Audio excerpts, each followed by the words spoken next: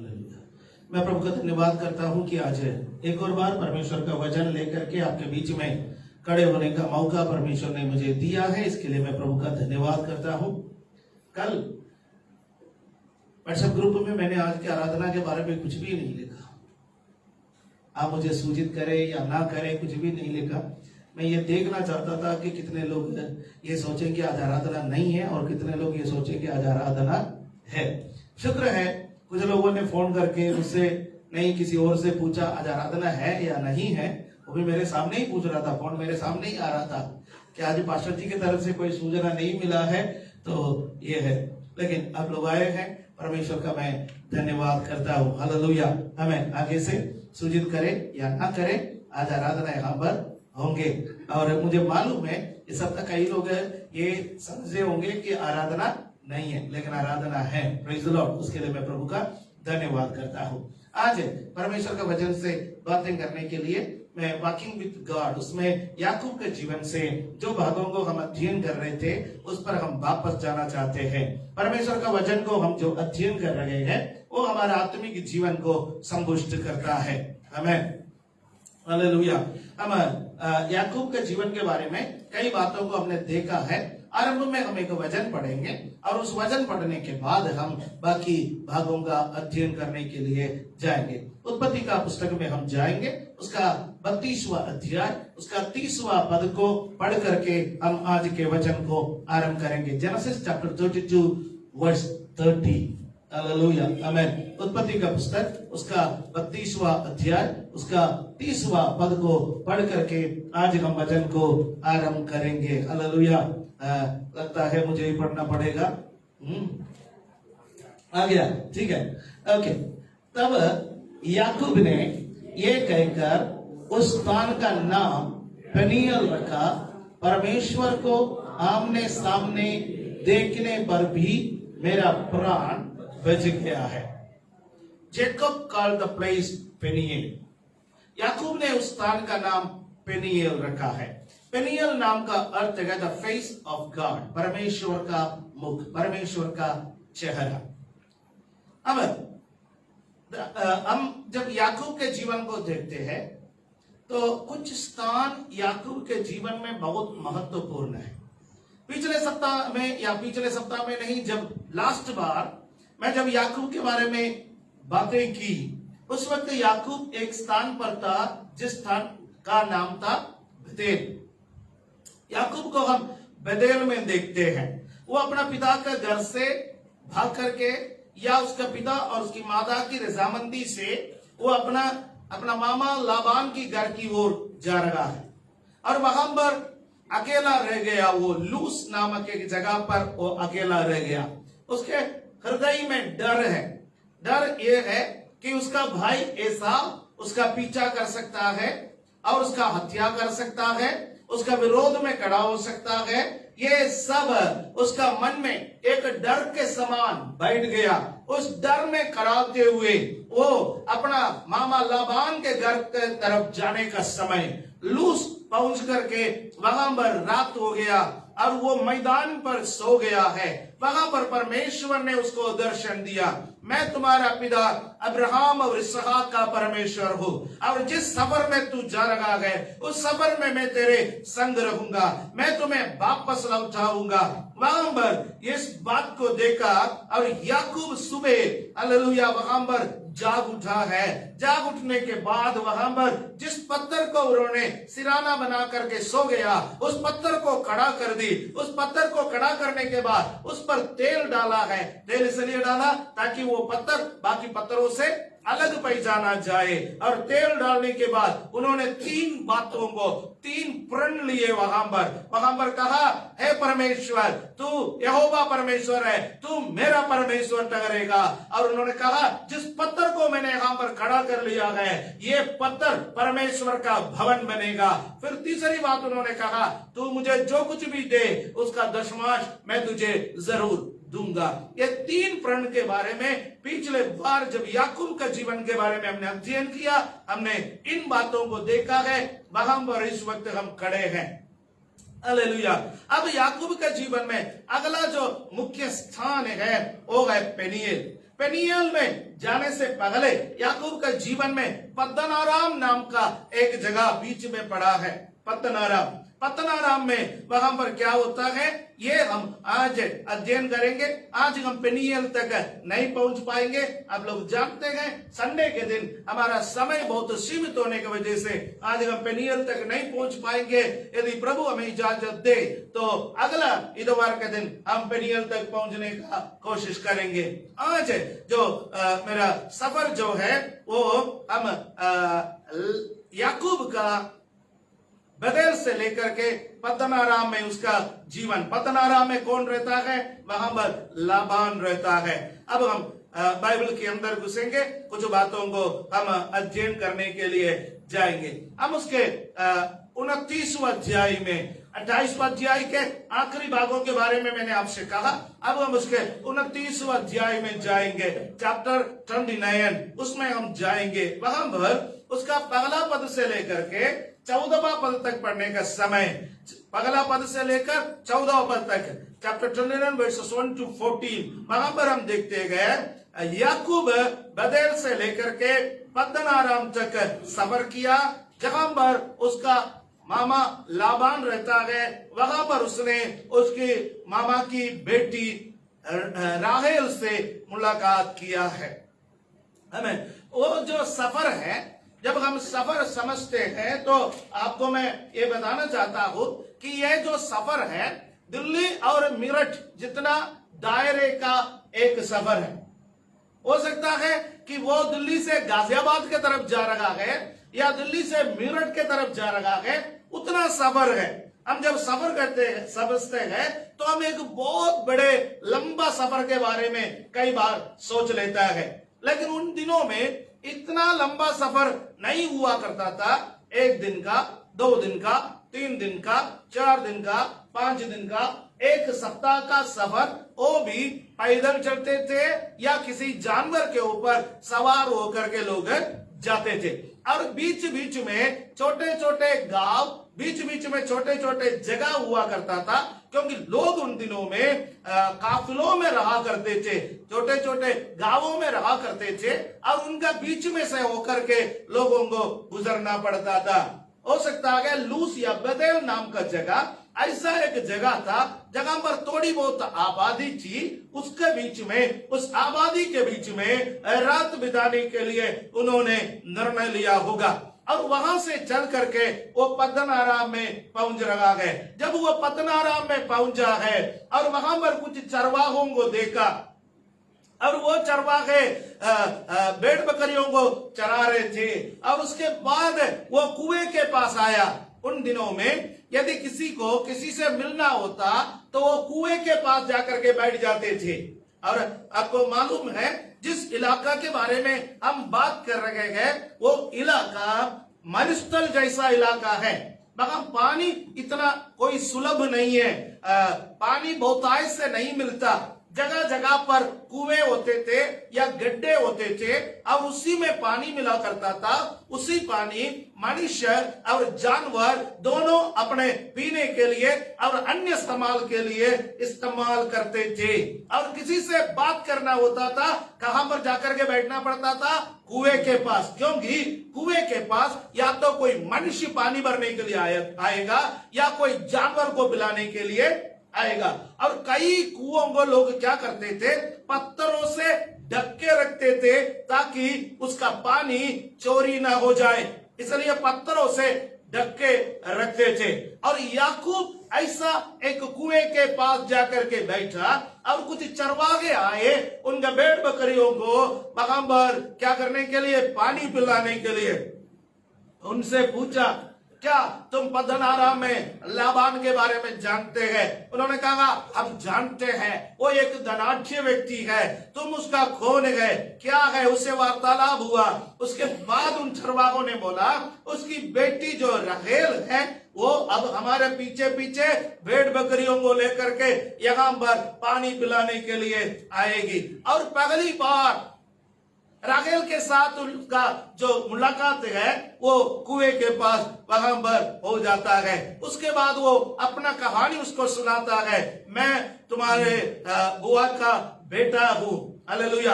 और आपको मालूम है पुराने समय पर रिश्ते किसी फोटो से नहीं चलते थे। आजकल क्या होता है, फोटो।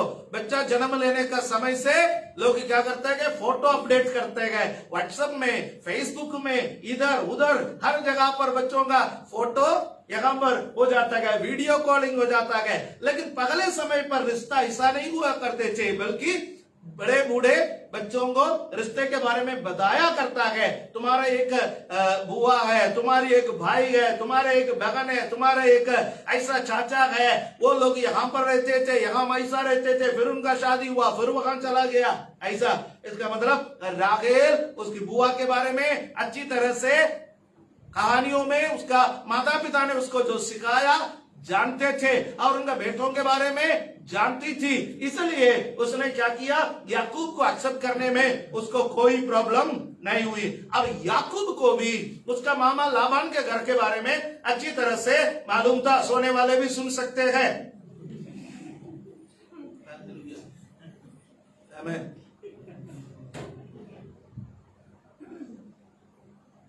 राहेल के बारे में बात करते हैं तब भी किसी को नींद आ रहा है। ओके, बाद में पूछना नींद किसको आया है, चुप करके बता दूंगा। राइट, ओके, हालेलुया, आमीन। वहां पर क्या हुआ कि उसको पहचानने में कोई दिक्कत नहीं हुई। और हम देखते हैं राहेल उसको, किसको, याकूब को अपना घर में ले जाती है। वहां पर लाबान से उसका मुलाकात हो जाता है, और लाबान उससे कुशल मंगल पूछता है, उसका पापा मम्मी के बारे में पूछता है। और मुझे नहीं मालूम याकूब ने उसको सच्चाई बताया हो या नहीं बताया हो। मुझे ऐसा लगता है कि सच्चाई नहीं बताया होगा। सच्चाई बता दिया होता तो शायद लाबान उसको काम पर नहीं रखता। राइट। अब लाबान और याकूब के बारे में हम जानते हैं, याकूब जो है वो धोखेबाज है, धोखा देने वाला है। उसका पिताजी को धोखा दिया, उसका भाई को धोखा दिया, सारे दुनिया को धोखा देते देते देते देते वो चल रहा है। और परमेश्वर की एक योजना, परमेश्वर किसी को सही जगह पर पहुंचाता है, किसी को सही जगह पहुंचाता है। और याकूब को परमेश्वर सही जगह पर पहुंचा दिया ताकि उसका कैरेक्टर फॉर्मेशन हो जाए, उसका स्वभाव का रूपांतरण हो जाए। हालेलुया। परमेश्वर क्या करना चाहता है, हमारा स्वभाव को बनाना चाहता है। जब तक हमारा स्वभाव परमेश्वर के अनुरूप नहीं बनता, तब तक परमेश्वर हमें अपने हाथों में लेकर के इस्तेमाल नहीं कर सकता। आमीन। परमेश्वर हमें अपना हाथों में लेकर के इस्तेमाल करना है, हमारा स्वभाव परमेश्वर के अनुरूप बनना है। यहाँ पर परमेश्वर याकूब को इस्तेमाल करना चाहता है, परंतु याकूब का स्वभाव परमेश्वर के अनुकूल नहीं है, परमेश्वर के स्वभाव में नहीं आया। इस वक्त वो हर जगह में हर व्यक्ति को धोखा देने के बारे में सोच रहा है, हर जगह पर वो कामयाब हो रहा है लोगों को धोखा देने में। हालेलुया। और परमेश्वर ने उसको एक सुपर धोखेबाज के पास पहुंचा दिया। वो उसका मामा लाबान के अलावा और कोई नहीं है। और लाबान यहां पर देख रहा है कि अच्छा तू मेरा रिश्तेदार है, मेरे बहन का बेटा है, अच्छा लड़का है, सुंदर लड़का है, कद काठी में अच्छा है। ओ 1 महीने तक उसके घर पर रहा। अब याकूब को लगा कि मैं यहाँ पर मुफ्त का रोटी खा करके बैठना अच्छा नहीं है, और लाबान को भी अच्छा नहीं लगता है कि यहाँ पर याकूब फ्री का रोटी खाए। और आकर याकूब कहता है मैं तेरा भेड़ बकरियों का देखभाल करूंगा। और लाबान भी उससे कहता है कि मैं तुम्हें पैसा दूंगा, मैं तुम्हें संपत्ति दूंगा, और तू मेरे भेड़ बकरियों को चराना है। और भेड़ बकरियों को चराने का जो कार्यक्रम ऐसा आरंभ हुआ है। जब आरंभ हुआ थोड़े दिन के बाद याकूब को लगा कि ये तो फ्री फंड की सेवा हो रहा है, मेरा ये बंदा कुछ देने वाला तो नहीं है, इससे सौदाबाजी किया जाए, इससे बैठ करके बात कर लिया जाए। और लाबान को भी लगा है कि ये बंदे का नजर जो है मेरी बेटी राहेल के ऊपर है, उसको कैश किया जाए। राइट। हर व्यक्ति क्या करना चाहता है, कैश करना चाहता है। रिश्तों को कैश करने वाला एक समूह में हम जीवन बिता रहे हैं। जब तक पैसा है लोग रिश्ता रखेंगे, जब तक कुछ मिलने का उम्मीद है लोग रिश्ता रखेंगे, और जिस दिन मिलने का उम्मीद खत्म हो जाता है उस दिन लोग निकाल करके बाहर फेंक दिया जाता है। हालेलुया, आमीन। वो रिश्तों का एक दुनिया में हम इन दिनों में जीवन बिता रहे हैं। इसलिए हम एक बात को समझे, हम किसी के साथ ऐसा शोषण ना करें। हमारे साथ शोषण दुनिया कर सकता है, हालेलुया, लेकिन कम से कम हम किसी के साथ अपना शोषण ना करवाए, हम किसी के साथ शोषण ना करें। हमारा शोषण दुनिया करे, हम उसको रोक नहीं सकता है, उसको केवल परमेश्वर ही रोक सकता है। यदि कोई हमारा शोषण कर भी लेता है तो समझ लेना परमेश्वर की कोई मर्जी है उसके पीछे। हमारा स्वभाव को परमेश्वर रूपांतरित करना चाहता है, हालेलुया। लेकिन हमारा नुकसान होने परमेश्वर नहीं देंगे, हमारा नुकसान होने परमेश्वर नहीं देंगे। हमारा परमेश्वर हमारे हित को चाहने वाला परमेश्वर है, हालेलुया, आमीन। और यहाँ पर लाबान और याकूब के बीच में एक डील हो जाता है। वो डील है कि याकूब लाबान से कह रहा है तू अपने बेटी का हाथ मेरे हाथों में दे दे। और लाबान कहता है कि मैं दे सकता हूं पर मुझे दहेज चाहिए। इस्राएल में दहेज लड़के वाले लड़की वालों को देता है, भारत में दहेज। यदि भारत में भी ये हालत होता तो हर आदमी लड़की चाहता। लड़की आने दो, लड़की आने से हमें क्या मिलेगा? हाँ, दहेज मिलेगा। आजकल लड़कियों को लोग कम क्यों चाहते हैं? क्योंकि लड़की पराया धन है। लड़कियों को शादी भी करके देना पड़ता है, फिर दहेज भी देना पड़ता है, फिर हर साल देते भी रहना पड़ता है, त्योहारों में बाकी चीजों में देना भी पड़ता है। इसलिए लोग सोचते हैं लड़के हो तो अच्छा है। कुछ लोग किसी घर में 2-3 लड़के हो जाता है, उनका सीना वो चौड़े हो जाता है। अब तो आना ही आना है, जाना कुछ भी। मैं समाज के बारे में बात कर रहा हूं। आप लोग तो विश्वासी है, आप लोग तो ऐसा नहीं सोचते होंगे। बहुत अच्छे लोग हैं, दूध के धुले हुए, राइट, हालेलुया, आमीन। हमारा समाज ऐसा है। इस्राएल में उल्टा है, लड़के वाले को क्या करना पड़ता है? लड़की वालों को दहेज देना पड़ता है। हमारे भारत में भी कई जगहों पर ऐसा है ना। एक बार एक भाई है, वो दिशा में सेवा करते हैं, उनका उम्र थोड़ा सा ज्यादा हो गया। मैंने उनसे पूछा भाई आपका शादी नहीं हुआ? आपके इलाका में थोड़ा सा जल्दी शादी होते हैं, मैंने देखा है। वो बहुत अच्छा लड़का था। उन्होंने कहा सर मेरा शादी इसलिए नहीं हुआ क्योंकि लड़की वालों को गाय देना पड़ता है, हमारे पास गाय नहीं है, राइट। और वो दिल्ली आया होता तो गाय, इधर तो गाय फ्री में घूम रहे हैं, पकड़ के दे दो आराम से शादी हो जाता। वहां गायों का बहुत दाम है, इसलिए बेचारे का शादी हो ही नहीं रहा था। अब हो गया होगा, प्रार्थना किया परमेश्वर उसको एक गाय मिल जाए, दहेज में वो दे सके। और जिसको घर में लाता है मैं उसको गाय नहीं बोलता, ठीक है, प्रेज द लॉर्ड, ताकि उनको एक बहू मिल जाए। गाय दे करके बहू लाओ। कितना अच्छा परंपरा चल रहा था उधर, राइट। यहाँ पर एक डील होता है लाबान और याकूब के बीच में। मैं 7 वर्ष आपकी सेवा करूंगा, 7 वर्ष सेवा करेंगे तो मेरे साथ क्या करना है? आप अपने बेटी की शादी मेरे साथ करना। अब 7 वर्ष की सेवा पूरी हो गई और लाबान चुप। वो ये सोच रहा है कितना और सेवा को आगे खींचा जाए, खींचने दो ना, 7:30 हो जाए, 8 हो जाए, फायदा तो हमको ही है। फ्री फंड का सेवा चल रहा है। और याकूब जब से लाबान के घर में आया है, परमेश्वर ने लाबान के संपत्ति को कई गुना ज्यादा बढ़ा दिया, हालेलुया, आमीन। क्यों?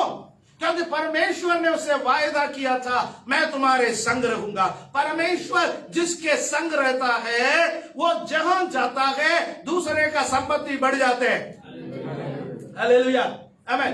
प्यारो, आपके और मेरे पीछे एक अभिषेक है। जहां हम आप जाएंगे वो आशीषित होंगे।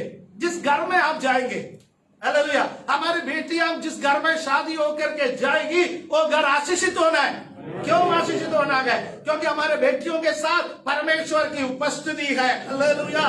हमारे बेटे, हमारी बेटियां, हमारे भाई बहने जिस फैक्ट्री में, जिस ऑफिस में, जहां कहीं भी काम करते हैं, वो लोग आशीष होना है। हालेलुया। आमीन आमीन। भारत सरकार में ज्यादा से ज्यादा विश्वासी काम करे ताकि भारत सरकार आशीष हो जाए, परमेश्वर को मानने वाले रहे। हर सरकारी दफ्तर में परमेश्वर को मानने वाले रहे, हर कंपनी में परमेश्वर को मानने वाले रहे, क्योंकि जगह परमेश्वर को मानने वाला है वहां पर आशीष अपने आप आएंगे। हालेलुया। आमीन। लाबान ने देखा है इस बात को, जब से याकूब उसका भेड़ बकरियों को चराने का काम को संभाला, परमेश्वर ने उसको आशीष दिया है। आकर याकूब कितना कितना परेशानी उठाता। एक दिन वो उन्होंने सोचा मैं अपना मामा लाबान का सामना करूंगा। उन्होंने कहा 7 वर्ष हो गया, थोड़ा सा आगे चला गया, अब तो कुछ करो। लाबान भी एग्री हो गया। लाबान एग्री हो गया क्योंकि याकूब कुछ सोच रहा है, लाबान कुछ और सोच रहा है।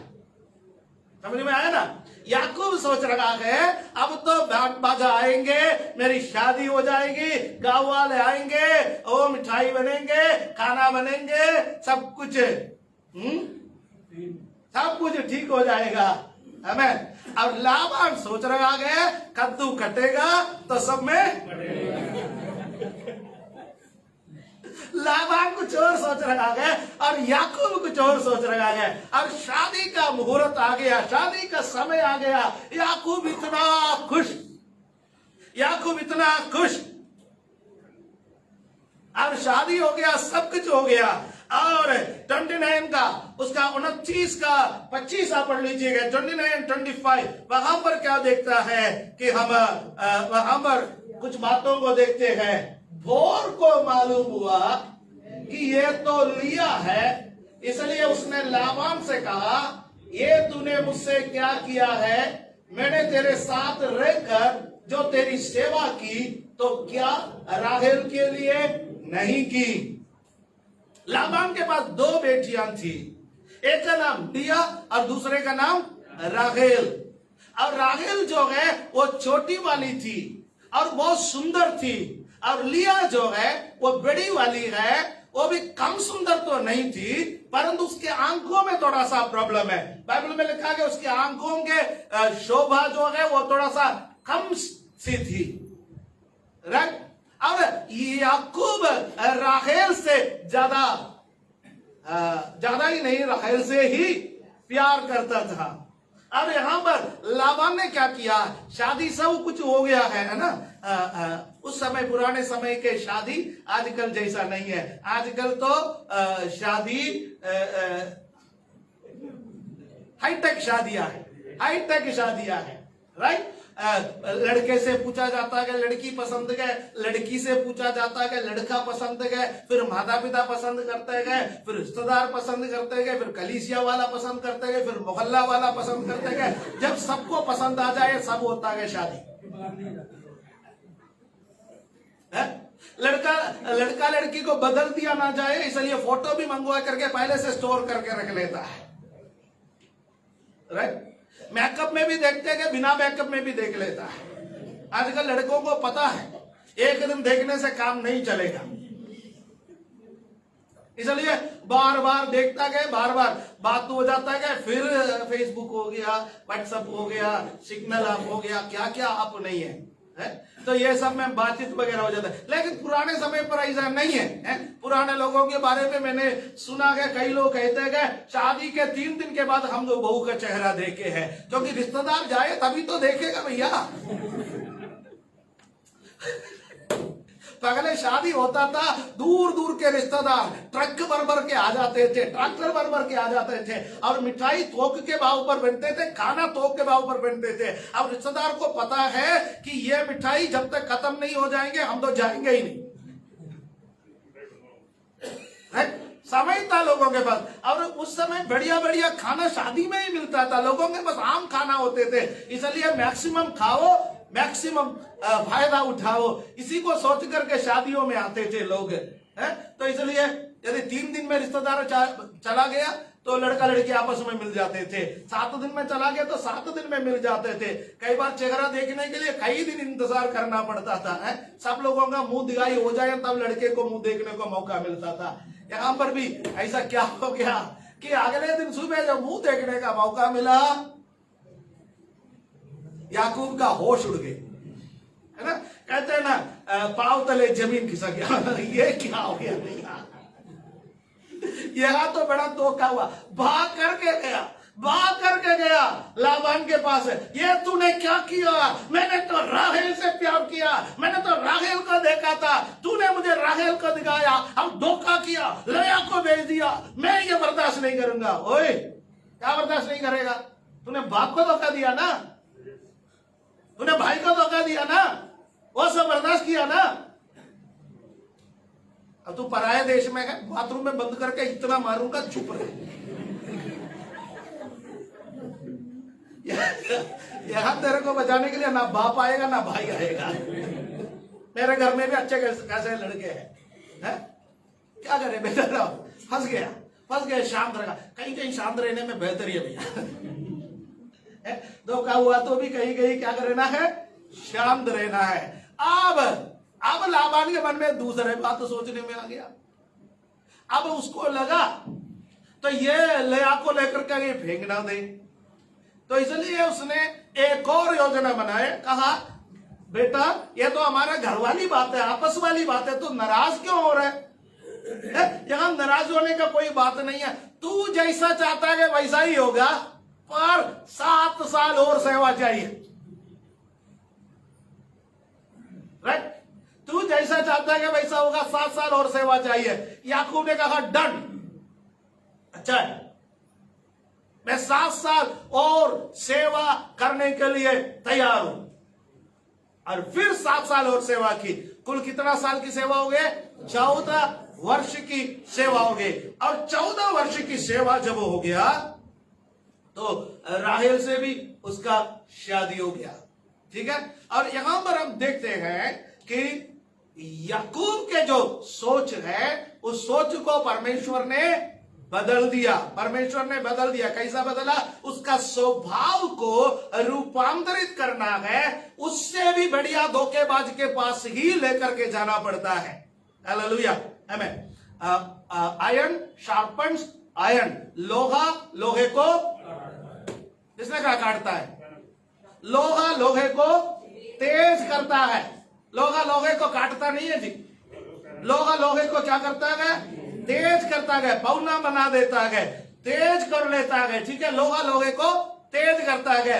याकूब को तेज करने के लिए परमेश्वर किसके पास भेज दिया? लाबान के पास भेज दिया। इसलिए आपके जीवन में भी कई ऐसे लोग मिल सकता है जो आपको चुभता है, जो आपका जीवन को परेशान करता है, जो आपको घिसाता है। किसी का बॉस लाबान से भी गठिया है ना।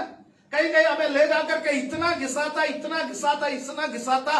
नम्र रहिए। परमेश्वर आपके जीवन में भलाई करने वाला परमेश्वर है। आपके आशीषों को दूसरों को छीनने के लिए परमेश्वर नहीं देंगे। हालेलुया। 29 अध्याय वहां पर समाप्त होता है। जब हम 29 का 31 से लेकर के 30 का 24 तक आने का समय, एक बहुत लंबा पोर्शन है। वहां पर आने का समय 2 बहनों का बीच का कंपटीशन देखते हैं। वहां पर 2 बहनों का बीच का कंपटीशन, राइट। 7 वर्ष तक लिया का कोई संतान नहीं हुआ था, 7 वर्ष तक। और राहेल की शादी नहीं हुई। फिर राहेल की शादी हो गई किसके साथ? याकूब के साथ। और परमेश्वर ने देखा कि राहेल से याकूब अधिक प्यार करता है, तो परमेश्वर ने लिया को संतान देना आरंभ कर दिया है। हालेलुया, आमीन। कई बार आपके जीवन में आप देखेंगे लोग आपका इनकार करता है, लोग आपको पीछे को धकेलता है, लोग आपको नीचे देखता है, तब परमेश्वर आपके जीवन में कोई ना कोई भलाई करेगा। लिया का पॉइंट ऑफ व्यू से देखो, उसकी क्या गलती थी? उसका पिताजी ने जो कहा उसने उसको मान लिया। यदि पिताजी का बात को नहीं मान लिया होता तो शायद जिंदा रहने का हक उससे छीन लेता। याकूब के साथ उसने धोखा नहीं की। एक दूसरा सिटीजन बनकर, दूसरा दर्जे का नागरिक बनकर वो याकूब के साथ रहने के लिए भी तैयार हो गया। लिया के संग रहकर भी याकूब राहेल के साथ प्यार करता रहा। अब जब उसके ऊपर और जादगी होने लगे, परमेश्वर ने उसका गर्भ को खोल दिया, उसका संतानों को दे दिया है। हालेलुया। याद रखिए, जब लोग आपको दबाते हैं, लोग आपको परेशान करते हैं, आपका दुश्मन आपके ऊपर हावी हो जाता है, जब आपकी निंदा का जो नाप है वो बढ़ जाते हैं, तब परमेश्वर आपके जीवन में भलाई का रास्ता खोलने वाला परमेश्वर है। हालेलुया। निंदा का पात्र बनने के लिए परमेश्वर आपको हमेशा के लिए नहीं देगा। आपका थोड़े दिन का निंदा, आपके थोड़े दिन के परेशानी परमेश्वर हालेलुया खत्म कर देगा और आपके लिए आशीष का रास्ता परमेश्वर खोल देगा। उसके बाद जब हम देखते हैं कि अध्याय 30 में आने का समय, दोनों बहनों का बीच का प्रतिस्पर्धा, कौन ज्यादा बच्चों को पैदा करेंगे, है? फिर दासियों को भी देने का प्रदान था, दासियों को भी देने का प्रदान था। हम नया नियम में जीवन बिता रहे हैं, परमेश्वर का धन्यवाद हो। पुराना नियम में एक लड़की का शादी करके देते थे, उसके साथ 2 दासियों को या 1 दासियों को कैसे करते थे, फ्री में मिला करते, फ्री में दिया करते थे। और उन दासियों के ऊपर भी किसका हक होता था? उसका आदमी का हक हो जाता था। वो कोई उस समय का समाज का प्रथा था, इस समय का समाज का प्रथा नहीं है। हमारे कुछ भाई लोग सोचते हैं कि परमेश्वर तूने हमें गलत समय पर पैदा क्यों की? यदि याकूब के समय पर पैदा किया होता, हम भी दासी रख सकते थे।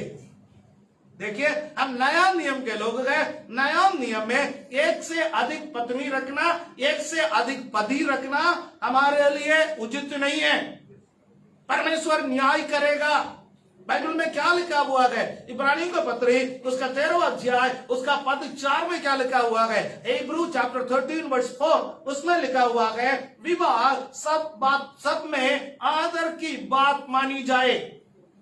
विवाह क्या है? आदर की बात है, पर विवाह का बिछोना निर्मल रहे, क्योंकि परमेश्वर व्यभिचारियों और परस्त्रीगामियों का न्याय करने वाला परमेश्वर है। हालेलुया, आमेन, आमेन।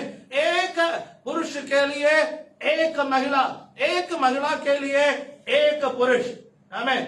आदम और हव्वा को परमेश्वर ने इस पृथ्वी पर रखा, इस पृथ्वी पर उन्हें जन्म दिया, उनको बनाया, उसके बाद उन्हें आशीष दी। क्या आशीष दी? फूलो, फलो और पृथ्वी में भर जाओ। मैं आपको बता दूं, मनुष्य के दृष्टि में पृथ्वी पर आबादी बढ़ाने का एक तरीका है, आदम के लिए 1 दर्जन पत्नी दो। यस और नो? पृथ्वी पर आबादी बढ़ाना ही परमेश्वर का मकसद है, तो आदम के लिए 1 दर्जन हवा बना करके परमेश्वर दे सकता था। आबादी बढ़ते जाते बढ़ते जाते बढ़ते जाते भेड़ बकरियां जैसा बढ़ते हैं। आप भेड़ बकरियों का झुंड को देखिए, मेल इक्का दुक्का होता है, फीमेल बहुतायत से होता है। लेकिन जब परमेश्वर ने जानवरों को बनाया, ऐसा झुंड में बनाया, परंतु मनुष्य को बनाया, परमेश्वर ने एक आदमी के लिए एक औरत को बना दिया। हमारा जीवन जानवरों जैसा बिताने वाला जीवन नहीं है। हालेलुया। मुझे सुनने वाला कोई भी व्यक्ति जानवरों जैसा जीवन बिता रहे हैं, तो परमेश्वर चाहता है हम उस जानवरों जैसा जीवन से वापस आए। हालेलुया। हमें परमेश्वर ने क्या किया है? परमेश्वर ने हव्वा के, आदम के लिए एक हव्वा को बनाया, हव्वा के लिए एक आदम को बना दिया है। बाद में कैन के वंश में आकर के, कैन के वंश के एक व्यक्ति ने जाकर के इस परंपरा को, परमेश्वर का नियम को तोड़ा है। हालेलुया। अब शैतान इन दिनों में भी लोगों को क्या करता है? प्रेरित करता है। हालेलुया।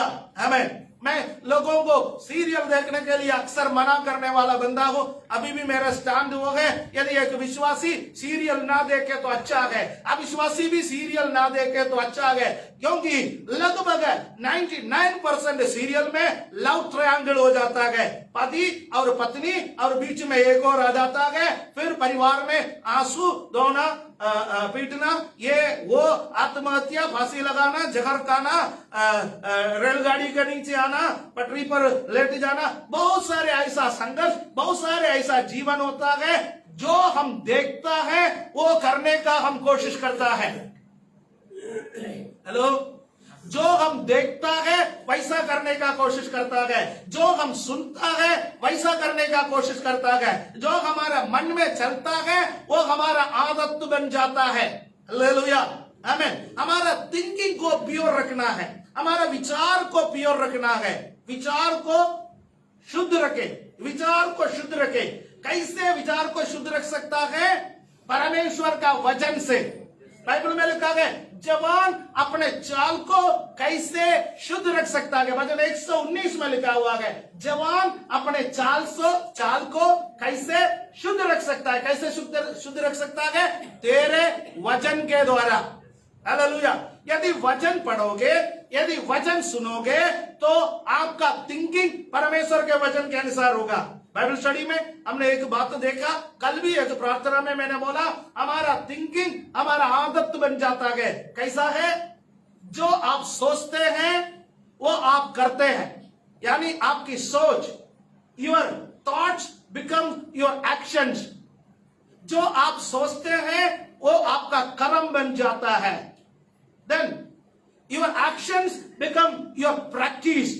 आपका जो कर्म है वो आपका अभ्यास बन जाता है, आपके प्रतिदिन का कार्य बन जाता है। Your practice becomes your character. आपका जो प्रैक्टिस जो है, आपका जो अभ्यास है वो आपका स्वभाव बन जाता है। तो शुरुआत कहां से है? थिंकिंग, सोच। इसलिए अपना सोच को शुद्ध रखे, अपने विचारों को शुद्ध रखे। हालेलुया। आमीन। यहां पर क्या हुआ कि कैन के वंश में शैतान ने लोगों के सोच को पोल्यूट कर दिया, लोगों के सोच को खराब कर दिया शैतान ने। और वो खराब सोच से क्या हुआ कि उत्पत्ति का पुस्तक 6 अध्याय में जब आता है, परमेश्वर कहता है मनुष्य के हृदय के विचार अशुद्ध है, पाप ही पाप है, गंदगी और अधर्म भरा हुआ है, इसलिए मैं मनुष्य की आयु को घटा करके 120 वर्ष का कर दूंगा। उत्पत्ति 6 अध्याय में वहां पर फिर परमेश्वर जल प्रलय को भेज करके एक पूरे के पूरे पीढ़ी को नाश कर देता है।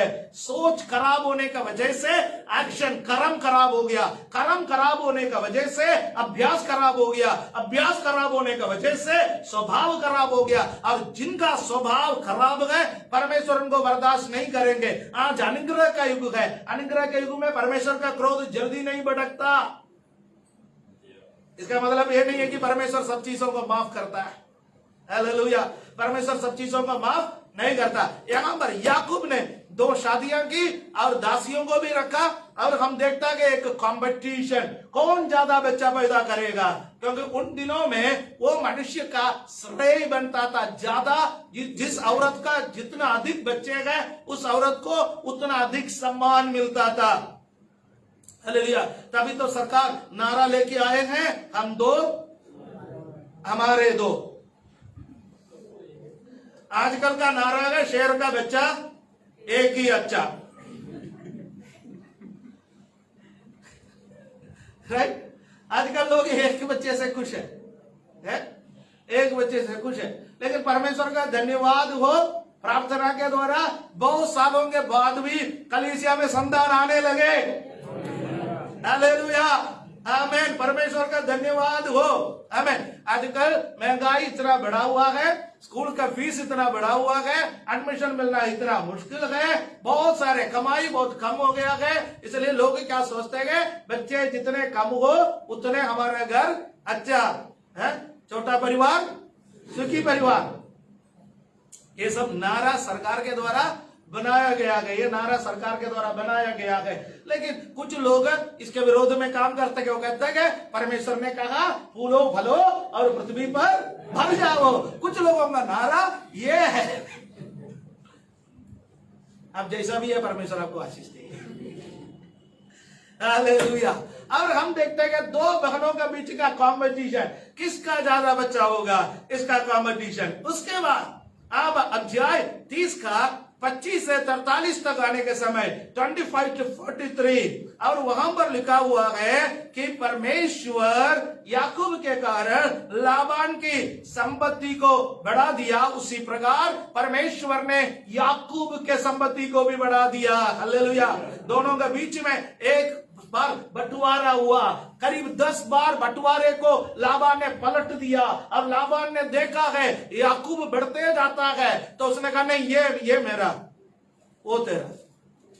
फिर थोड़े दिन के बाद बोला नहीं नहीं नहीं नहीं नहीं, ये मेरा वो तेरा। ऐसा फैसले को पलट पलट के संपत्तियों को लूटने के लिए लाबान ने बहुत कोशिश किया, और याकूब कुछ नहीं कर सकता। याकूब जब भी आवाज उठाता है तब बोलते गए हम बाथरूम में है, बंद करके इतना मारेंगे, ना बाप आएगा बचाने के लिए ना भाई आएगा बचाने के लिए। और बेचारा क्या करता, चुप हो जाता। कई बार हमारा स्वभाव सीधा होने के लिए परमेश्वर टेढ़े लोगों के हाथों में हमें दे देता है। आजकल किसी को परमेश्वर टेढ़े लोगों के हाथों में दे देता है, छुटकारा चाहता है तो बहुत जल्दी सीधे हो जाओ। और याकूब आकर परमेश्वर के सामने जाके रोने लगा, बिलखने लगा, माफी मांगने लगा, प्रभु में सीधा हो गया, प्रभु में सीधा हो गया, छुटकारा दो, छुटकारा दो। अब छुटकारे का वक्त आ गया है। हम 30वां अध्याय का 43वां पद को पढ़ेंगे, चैप्टर 30 वर्स 43 इसको पढ़ेंगे। इस प्रकार वो पुरुष है, वो पुरुष का अर्थ है याकूब अत्यंत धनाढ्य हो गया, और उसके बहुत सी भेड़ बकरियां और दासियां और दास और ऊंट और गधे हो गए। अकेला आया था। मनोज भाई आप खड़े होकर के वचन सुनिए। वैसा भी आपका तबीयत थोड़ा खराब है, मनोज भाई के लिए प्रार्थना करें। हालेलुया, आमेन आमेन। प्रार्थना में बिल्कुल नहीं सोना। चक्कर सा नहीं आ रहा है, मेरे को आपको देख के चक्कर आ रहा है।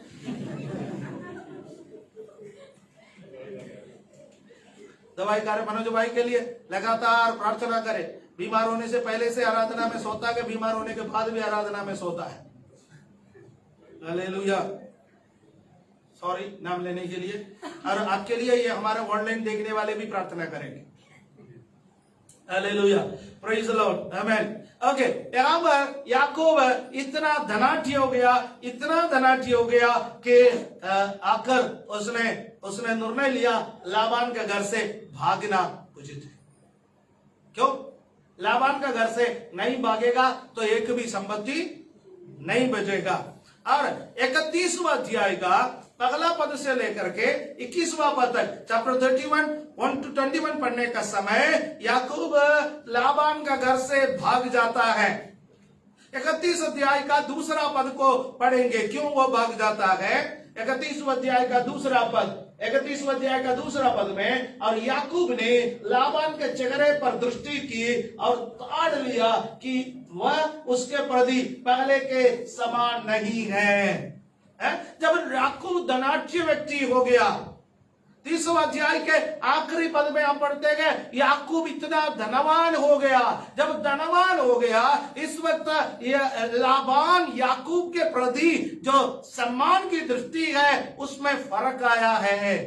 हालेलुया, जब आप गड्ढे में गिरते जाता है, जब आप नीचे को जाता है, किसी को कोई प्रॉब्लम नहीं है। जब आप अच्छा होने लगता है, रिश्तेदार को प्रॉब्लम है। अच्छा होने लगता है, पड़ोसियों को प्रॉब्लम है। अच्छा होने लगता है, सारे दुनिया को प्रॉब्लम है। आप यदि गड्ढे की तरफ चले जाते, आप खराब होते जाते, दारू पीते रहते, नाले में पड़े रहते, किसी को कोई प्रॉब्लम नहीं है। अब अच्छा हो गया, आपके बारे में उल्टा सीधा बातें बोलने लगा। यहां पर याकूब के साथ भी ऐसा हुआ है। इसलिए लोग जब आपके बारे में भला बुरा कहते हैं, चिंतित होने की जरूरत नहीं है, बैठ करके रोने की जरूरत नहीं है। हालेलुया। आपको देखने वाला एक परमेश्वर है, आपका जीवन को जानने वाला एक परमेश्वर है, आपका स्वभाव को जानने वाला एक परमेश्वर है, आपका अंतरात्मा को जानने वाला एक परमेश्वर है। हालेलुया। उसका तीसरा पद में 31वां अध्याय का तीसरा पद, यहाँ मेरी समाप्ति है आज का वचन का 31:3। वहां पर परमेश्वर याकूब के पास आता है और याकूब से बातें करता है। परमेश्वर याकूब से कहता है, तब यहोवा ने याकूब से कहा, अपने पितरों के देश और अपनी जन्मभूमि को लौट जा और मैं तेरे संग रहूंगा। हालेलुया, आमीन। परमेश्वर यदि आपको किसी ऐसा व्यक्ति के पास लेकर के गया, ऐसा किसी कंपनी में लेकर के गया, ऐसा किसी स्थान पर लेकर के गया, वो ना केवल आपको सीधा करेगा, बल्कि वो आपको आशीष भी देगा। हालेलुया, आमीन। याकूब सीधा भी हो गया और याकूब धनाढ्य भी हो गया, आशीषित भी हो गया। परमेश्वर आपको छोड़ने वाला नहीं है। दुनिया आपको इनकार कर सकता है, दुनिया आपको तुच्छ जान सकता है, दुनिया आपका प्रतिफल को बदल सकता है, लेकिन परमेश्वर आपको छोड़ेंगे नहीं। आपका मेहनत का फल आपको देने वाला है परमेश्वर। आपका प्रार्थना का फल परमेश्वर आपको देंगे, आपका उपवास का फल परमेश्वर आपको देंगे, आपका पवित्र जीवन का फल परमेश्वर आपको देंगे। परमेश्वर किसी हालेलुया भले व्यक्ति को भूलने वाला नहीं है। लेकिन धनाढ्य होने के बाद याकूब बहुत उदास हो गया।